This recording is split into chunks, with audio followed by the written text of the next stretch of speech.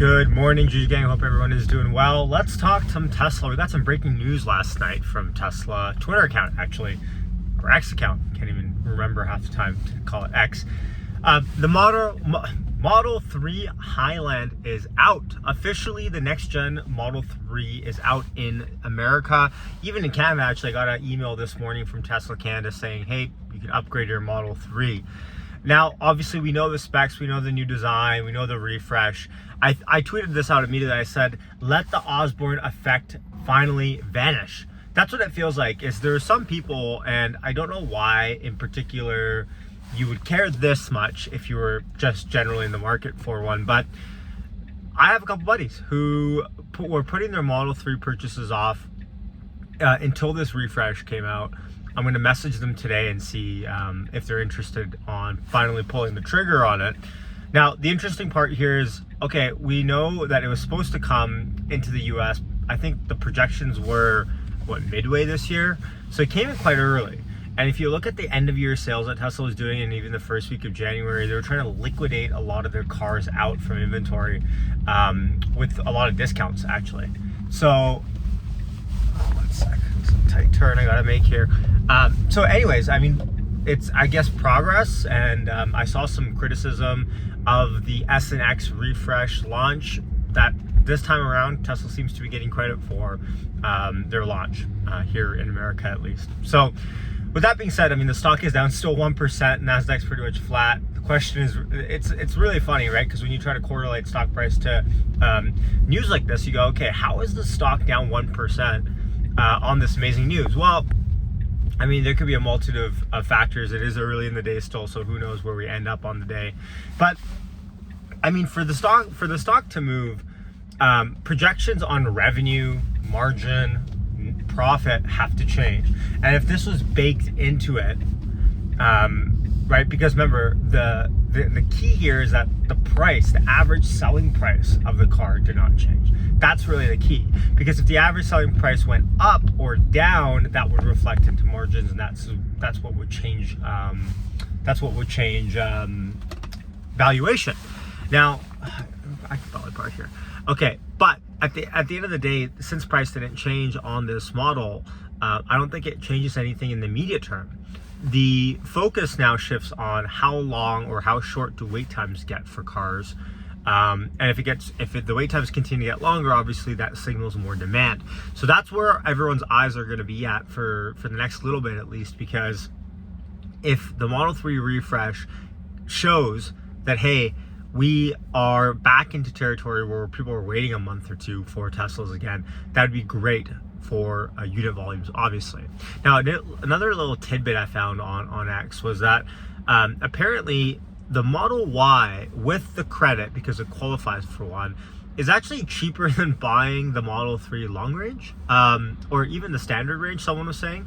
So I have to do the math on that, and that's because the $7,500 federal EV tax credit does not apply apparently to the Model 3 because of the battery components being in China, but then also if you lease it, apparently it does.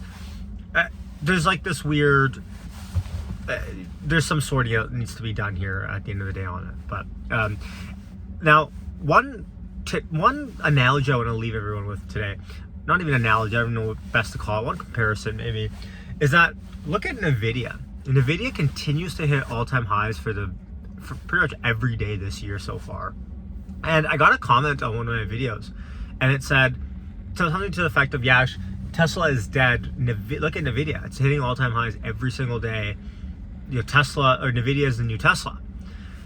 And, you know, of course, like, NVIDIA is killing it. Of course, we know this. What is the difference, right? If you look at Tesla, Tesla's an AI story to us Tesla bulls. We look at Tesla bot in the longer term future. We look at FSD in the more of the medium term future.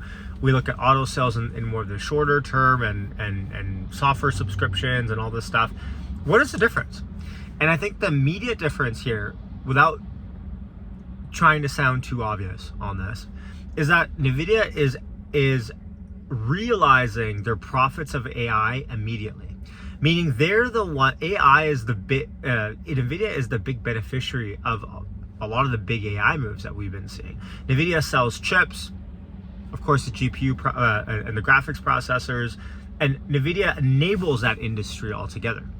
And I had this conversation on my interview with Herbert about people spazzing out. And I had this interview, I had this comment with my interview with Herbert about Dojo and how Dojo can be a big factor into this. But I think what's interesting to me is that, you know, if you look at Tesla, the market does not care about what Tesla projects.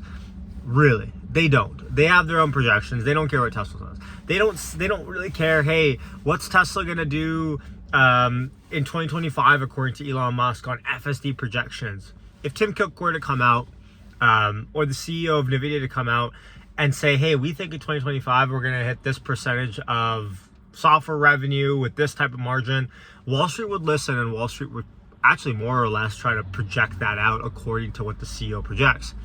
It's quite literally the opposite with Tesla and Elon. When Elon comes out and says something, it's almost like Wall Street goes, oh yeah, we're gonna take the way under on that. It's like almost like they make it a game to bet against Elon and what happens there. So all that to say really is that, you know, if you look at Tesla as a growth story versus NVIDIA, the belief of Tesla is that Tesla will be able to exponentially grow past what NVIDIA is at. But of course, not in the immediate term. So the question lies now is that alpha? Is that alpha for us? And at the end of the day, as Tesla bulls, I think Tesla bulls would agree, that is our alpha. So I'm excited to hear about FSD version 12. Apparently it's coming out it's expanding past employees as we speak, slowly but surely. I saw some rumors of that. I'll believe it when I see it. But remember, this is the first FSD that is no longer beta. No longer beta. What that means for robotaxis, I don't know. Elon will probably tweet about it Friday evening after markets are closed. Like he normally saves his bullish Tesla predictions for Friday evenings. But I mean, look, NVIDIA is a great stock. I'm happy for everyone that is owning it or owns it. We talked about it on this channel. I mean, I think when S&P inclusion day happened on Tesla, I was talking about NVIDIA, and I was saying how I think that I could totally park in this. I don't know why everyone's honking at me. I totally thought NVIDIA was a $1 trillion company, but they surpassed that tremendously. So excited for them. All right, hit like, hit subscribe on your way out. Yashu signing off. I'll catch you the next one. Thanks for supporting the channel to everyone that does. And hope you have a healthy, happy new year. Take care. Yashu signing off. Peace.